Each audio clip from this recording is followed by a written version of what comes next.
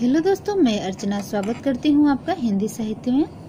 अगर आप इस चैनल पर नए हैं तो सब्सक्राइब कर सकते हैं तथा बगल में लगी हुई घंटी को प्रेस कर सकते हैं मेरी आने वाली नई वीडियोज के नोटिफिकेशन पाने के लिए। इस चैनल पर हम हिंदी साहित्य की संपूर्ण तैयारी करेंगे। तो आइए दोस्तों, हम पढ़ते हैं मालती जोशी की कहानियों को। एक घर सपनों का 1995, शापित शैशव तथा अन्य कहानियां 1996, पिया पीर न जाने 1999, औरत एक रात है 2001, मध्यांतर पाषाण युग। ठीक है, तो देखिए दोस्तों, हम कैसे याद करेंगे। मालती जोशी, मालती एक फूल का नाम है दोस्तों। मालती जोशी फूलों से अपने घर का मालती जोशी क्या करती है दोस्तों, फूलों से एक घर बनाती है, अपने सपनों का घर बनाती है। उसमें चारों तरफ फूल ही फूल लगाती है। और कौन सा फूल लगाती है दोस्तों? मालती फूल लगाती है। तो उनका घर का, उनकी एक तमन्ना रहती है ना कि मेरा एक घर बने और जिसके चारों तरफ सिर्फ मालती फूल ही हो। फिर क्या होता है दोस्तों, शापित शैशव तथा अन्य कहानियां, उनको कोई श्राप दे देता है कि चारों तरफ फूल ही फूल लगाई हो ना। ऐसा होता है ना कि किसी की अच्छी चीजें देख के किसी को जेलस फील होता है, वैसे ही होता है मालती के साथ। और किसी ने श्राप दे दिया उनको कि तुम्हारे घर में जो तुमने फूलों वाला घर बनाया है उसमें सिर्फ 100 ही 100 होंगे। शापित शैशव से हम क्या ले लेंगे? 100। तो हमें उनको कोई श्राप देता है कि तुम्हारा जो फूलों वाला घर है, मालती फूलों वाला घर है, जो तुम्हारे सपनों का घर है, उसमें 100 ही 100 होंगे। तो कितने दुख की बात है ना दोस्तों, कोई इतने प्यार से घर बनाए और उसको कहीं से श्राप मिल जाए कि तुम्हारे घर में चारों तरफ 100 ही 100 बिखरा रहेगा। तो वो क्या बोलती है, पिया पीर न जाने, कि मेरा दर्द कोई भी नहीं जानता। यहाँ तक कि मेरा पिया भी मेरे दर्द को नहीं समझ पा रहा है कि मैं कितने कष्ट करके घर को बनाया, चारों तरफ मालती फूल लगाया, फिर भी मुझे ऐसा श्राप मिल गया कि मेरे घर में 100 ही 100 रहेंगे।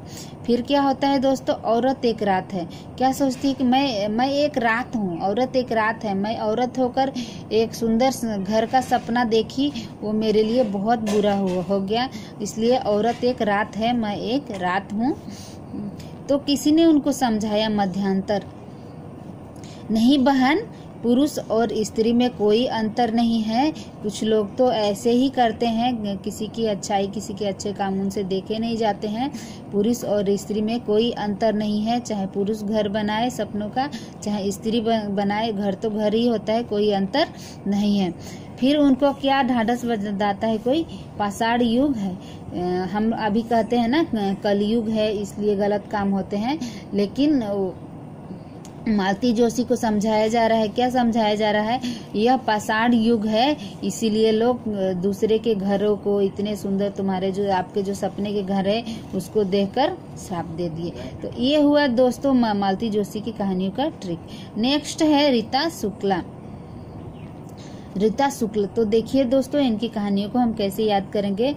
कौच वध तथा अन्य कहानियां 1996, दंश 1985, शेष गाथा 1993, श्रेष्ठ आंचलिक कहानियां 1993, मानुस्तन 1999, कासे कहो मैं दर दिया 2000 और कायांतर 2003।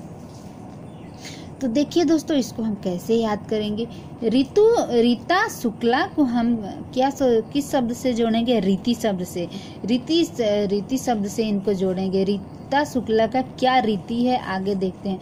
ये सिर्फ मारकाट ही करती है, और कोई पूछता है कि क्यों ऐसा करती हो, तो वो रीता शुक्ला क्या बोलती है, ये मेरी रीति है, इसलिए मेरा नाम पड़ गया रीता शुक्ला। मैं मारकाट ही करती हूँ, इसलिए मेरा नाम पड़ गया रीता शुक्ला।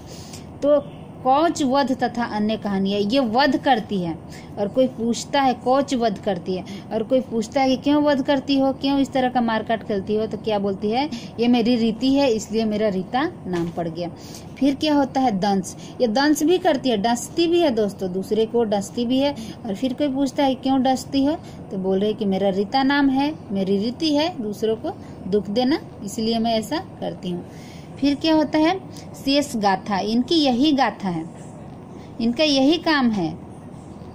दूसरों को कष्ट पहुंचाना रीता का रीति ही है, शेष गाथा ही है कि वो दूसरों को कष्ट देगी। और क्या करती है दोस्तों, श्रेष्ठ आंचलिक कहानियाँ, उनके अंचल में जितने भी लोग हैं सबको वो डांस देती है, वध कर देती है। जितने आंचलिक कहानियाँ, ये मार काट वाली कहानियाँ, इससे मार काट वाली कहानियों की सृष्टि होती है, श्रेष्ठ हो जाती है उनकी कहानी। मार काट की ऐसा होता है दोस्तों कि मार काट के वजह से कोई श्रेष्ठ हो जाता है, लेकिन रीता शुक्ला इसीलिए श्रेष्ठ हो जाती है कि वो मार काट वध दंश करते रहती है, इसलिए वो श्रेष्ठ हो जाती है। और सभी लोग उनको क्या समझाते हैं, मानुष तन, तुम्हारा जो ये मनुष्य का तन मिला है उसका तो अच्छे कामों में ही उपयोग करना चाहिए, ये क्या मार काट वध दंश आप लगा के रखती हो रीता। वो बोलती कि नहीं, मेरा रीता नाम है, मेरी यही रीति है कि मैं यही करूं, मानुष तन मुझे मिला है, उससे क्या मैं गलत काम ही करूंगी। और फिर लोग बहुत परेशान हो जाते हैं रीता शुक्ल से। फिर क्या कहते हैं लोग, कासे कहो मैं दरिया, हम लोग किससे कह रहे हैं दर्द दिया, ये तो कुछ मानने को तैयार ही नहीं है। रीता शुक्ला है वो तो कुछ मानने को तैयार ही नहीं है, बस वो गलत काम ही करती है। कायांतर, लेकिन लास्ट में उनका क्या हो जाता है दोस्तों, कायांतर हो जाता है और रीता शुक्ला बदल जाती है और सबसे माफ़ी मांग लेती है। तो दोस्तों ये हुआ रीता शुक्ला की कहानियों को याद कर। दोस्तों मेरा ट्रिक का किसी व्यक्ति विशेष के साथ कोई संबंध नहीं है, बस मैं याद करने के लिए कुछ अलग अटपटी ट्रिक बनाती हूँ ताकि हमें अच्छे से हमेशा के लिए याद हो जाए। नेक्स्ट कहानीकार है कुसुम अंसल। पहली कहानी है पत्ते बदलते हैं 1983, दूसरी कहानी 31 1983, धुएं की ईमानदारी 1999। तो देखिए दोस्तों हम इसको कैसे याद करेंगे। कुसुम का मतलब होता है फूल, और फूल कहाँ रहते हैं दोस्तों, पत्ते बदलते हैं, पत्तों के बीच में रहते हैं। तो कुसुम जो है, कुसुम अंसल है, वो देखते रहती है, फूल है पत्तों के बीच रहती है कि पत्ते कैसे बदलते हैं। पुराने पत्ते होते हैं तो झड़ जाते हैं, फिर उसके जगह में नए पत्ते आते हैं। तो कुसुम का अर्थ फूल, और फूल को सब पता रहता है कि पत्ते कैसे बदलते हैं। और पत्ते बदलने को लेकर उन्होंने 31 कहानियाँ लिखी। जो कुसुम अंसल है पत्तों के बीच रहती है, और पत्ते कैसे ऐसा होता है दोस्तों कि पत्ते बदलते हैं, इसको लेकर कोई 31 कहानियाँ लिख सकता है, लेकिन कुसुम अंसल ने ऐसा ही किया, 31 कहानियाँ लिखी। किसके ऊपर दोस्तों, पत्ते बदलते हैं के ऊपर कुसुम अंसल ने 31 कहानियाँ लिखी। और ये उसमें ये भी लिखा धुएं की ईमानदारी की, धुआं लगने से फूल पत्ते कैसे झड़ जाते हैं, वो भी लिखा उन्होंने ये भी लिखा कि धुआं लगने की वजह से पत्ते कैसे झड़ जाते हैं। नेक्स्ट कहानीकार है दोस्तों उर्मिला सीरीज। तो देखिए दोस्तों इसको हम कैसे याद करेंगे। उर्मिला सीरीज, उर्मिला सीरीज नाम कैसे पड़ा, क्योंकि वो सीरीज के पेड़ पर चढ़ जाती थी। वो उर्मिला सीरीज के पेड़ पर चढ़ जाती थी, इसलिए उनका नाम पड़ गया उर्मिला सीरीज। और कैसे चढ़ती थी दोस्तों, ऐसे अकेले नहीं चढ़ती थी, वो क्या साथ में लेकर चढ़ती थी, कैंचुली को लेकर वो सीरीज के पेड़ पर चढ़ जाती थी। और क्या बोलती थी, रंगमंच, यही मेरा रंगमंच है, यहाँ पे मैं नाटक करूंगी। किसके ऊपर दोस्तों, सीरीज के पेड़ के ऊपर कैंचुली को लेके चढ़ जाती और क्या बोलती, ये मेरा रंगमंच है।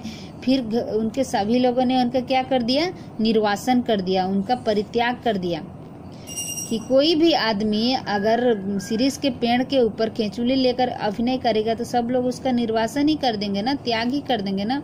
फिर क्या होता है, फिर सबसे माफी वगैरह मांगती है तो सब लोग, फिर उनका सीरीज के पेड़ से पुनरागमन होता है और सभी लोग के बीच में वो फिर से रहने लग जाती है।